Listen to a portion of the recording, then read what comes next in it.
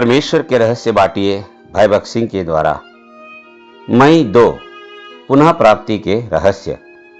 प्रभु परमेश्वर ने उसे अदन की वाटिका में से बाहर निकाल दिया कि वह उसी भूमि पर खेती करे जिसमें से उसे निकाला गया था। उत्पत्ति 3 अध्याय 23 और 24 पद। ऐसे कितने हृदय हैं जिनकी कुछ न कुछ आत्मिक हानि हुई है। वे अब पहले की तरह अपने बाइबल से आनंदित नहीं होते। उनमें प्रार्थना का अब पहले जैसा बोझ नहीं है। कुछ सबके समान रोते हैं और कुछ छुप कर रोते हैं, लेकिन उनमें उसे पुनः प्राप्त करने का विश्वास नहीं है जो खो गया है। वे उसे पुनः प्राप्त करना चाहते हैं, लेकिन वे ये नहीं जानते कि उसे कैसे वापस हासिल किया जा सकता है। और इससे भी ज्यादा बुरी बात यह है कि अब उसे पुनः प्राप्त करने की उनमें कोई आशा ही नहीं बची है। वे अपने मन में कहते हैं, शायद मुझे दोबारा पहले जैसा आनंद और शांति नहीं मिलेगी। यह हो सकता है कि वे यह कह रहे हों, अब मैं पहले की तरह प्रभु की सेवा दोबारा न कर सकूंगा। आपने आत्मिक रीति से चाहे जो कुछ भी खो दिया हो, आपके लिए आशा है।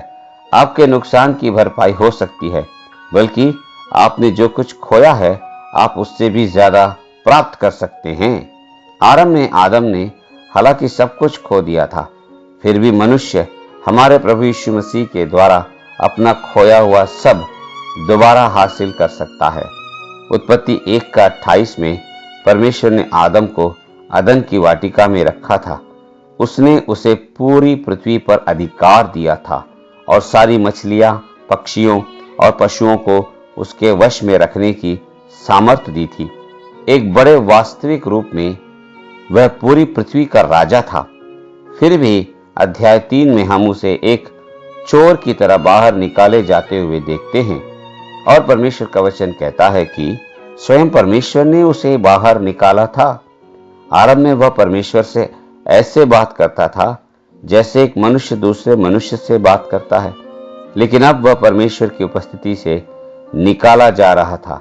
उसे अदन की वाटिका के उसके घर में से निकाला जा रहा था और उसे अपने सब अधिकार छोड़कर वहां से जाना था। यह कितना जबरदस्त नुकसान था। पहले मनुष्य आदम ने जो नुकसान उठाया था, कोई मनुष्य उसका अनुमान नहीं लगा सकता। लेकिन प्रकाशित वाक्य अध्याय 21 व 22 में हम मनुष्य को एक ऐसी नई सृष्टि पर राज्य करता हुआ पाते हैं जो पुरानी सृष्टि से कहीं बढ़कर महिमामय है।